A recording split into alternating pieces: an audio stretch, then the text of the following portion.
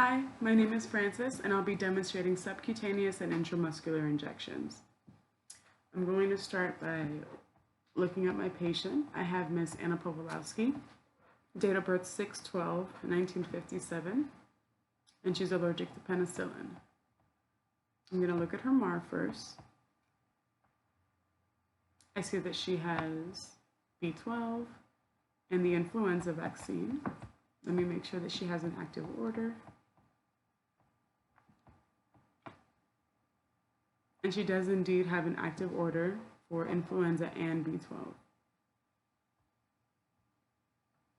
Now, I would have already made the necessary assessments, and for influenza, she hasn't received an influenza vaccine this year, so this is okay to administer. And she isn't allergic to eggs, which would be important because it's an egg-based.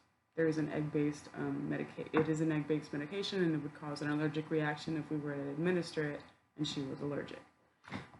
So the influenza is okay, and I understand that with B12, I would have assessed her labs. I would have taken her labs to know that she's low and or deficient in B12, which is why we're giving it to her. The most common signs of B12 are hypertension, erythema, rash, and red urine. And I would keep a close eye out for that, as well as anaphylaxis, which is the most serious side effect to B12. After the administration, I would obviously monitor the patient for local signs of soreness at the injection sites and hypertension and things of that nature. Any signs of toxicity would be something I would be looking for as well. Now I have my medications, so I'm going to grab my medications and perform my first check. I have Anna Powolowski. My medication is influenza. The amount is going to be 0.5 milliliters as per. I also have a paper chart to show. And then 0.5 milliliters is the amount. The route would be, intramuscular, and the time is 14:58. My vial is not expired. It is open. So I have an alcohol pad to clean it with, and it's labeled with date, time, and initial of when it was opened. For my B12, it's also not expired and labeled with date, time, and initial it was opened because it's an open vial. I have an alcohol pad to clean the top. Once again, I have Anna Powolowski. The drug is B12. The amount is 0.5 milliliters, and the route is subcutaneous, the time now being 14:58. I'm sorry, the dose is actually 500 micrograms. However, to the calculation necessary, there is a calculation necessary as it is 1 milligram per milliliter, and so to get 500 micrograms, I would administer 0.5 or half a milliliter.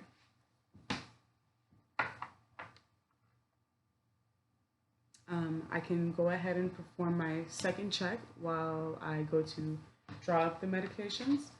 I would be sanitizing my hands, and I'll be using a 25 gauge to draw up the subcutaneous injection of B12. So just very carefully, after cleaning the top of my container, I will puncture. I would draw up the amount of air needed, which is 0.5. I would insert that amount of air, and then invert to draw up my medication.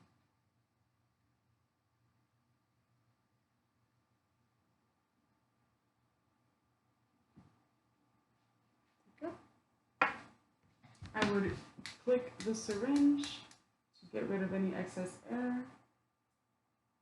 Make sure we have the 5. I would carefully recap. And I have labeled my syringe. I would have labeled my syringe to have name, date of birth of the patient, the drug, and the date, time, and initial.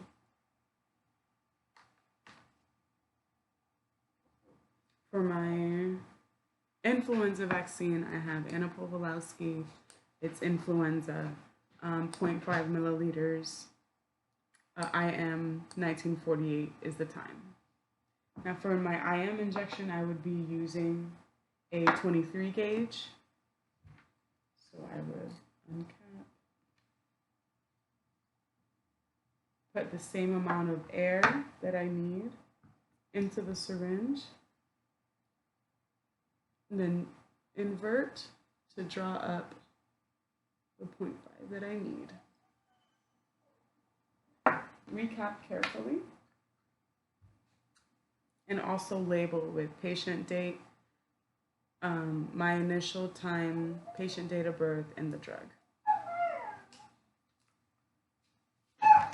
Now,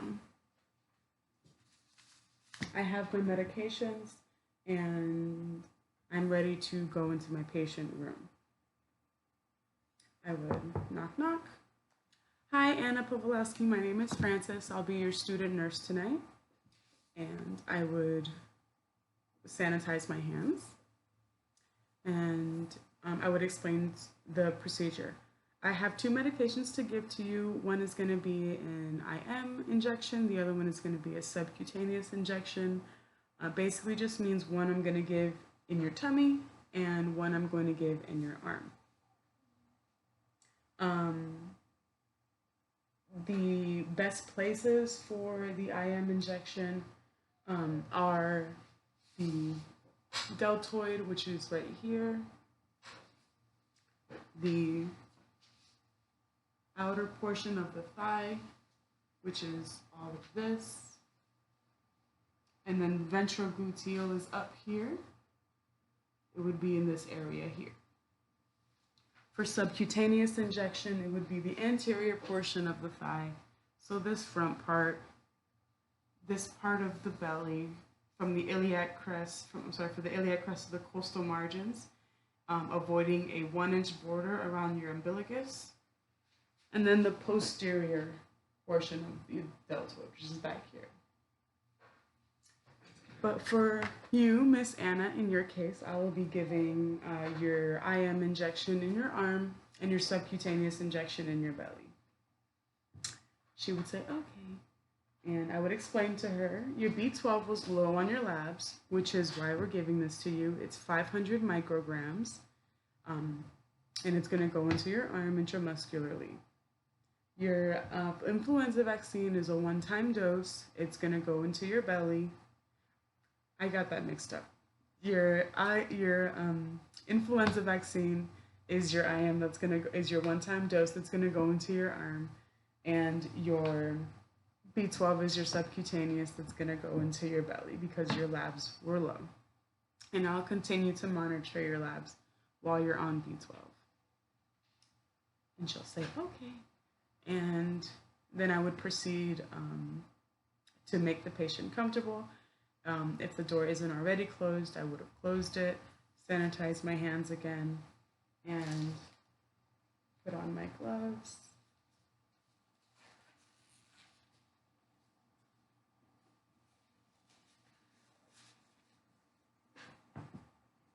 I have alcohol pads. So I would have used an alcohol pad on my patient's arm.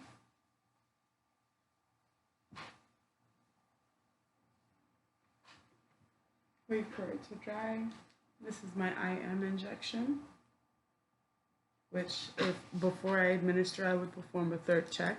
I have Anna Powolowski. I have the drug influenza. The amount is 0.5 milliliters, which I have.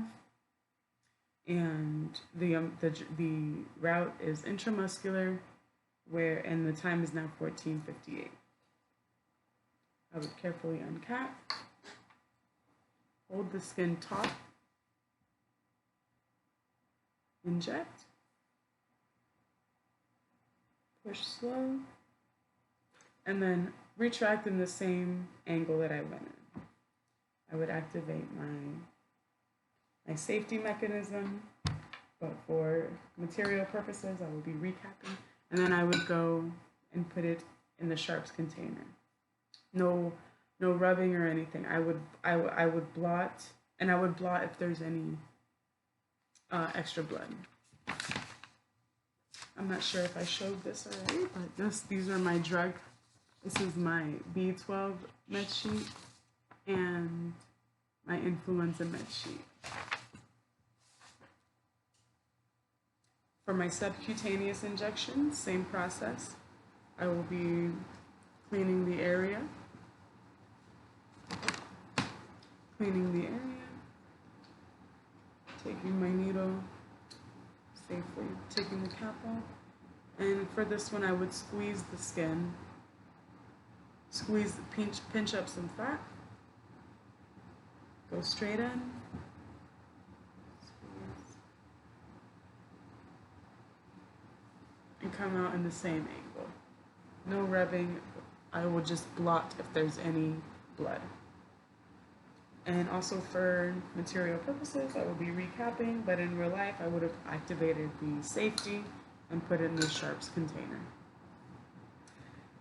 Thank you, Miss Anna Pobolowski, for allowing me to do that for you. I would take my gloves off, perform hand hygiene, and ask her if there's anything. Is there anything else I can get for you? No, that was great. And then I will make sure that her bed is in the lowest position. She has her call light. Her side rails are up, and there's no clutter in the room. I'll open the curtain or the door, perform hand hygiene, and I will leave. Thank you for watching, and I hope I didn't miss anything.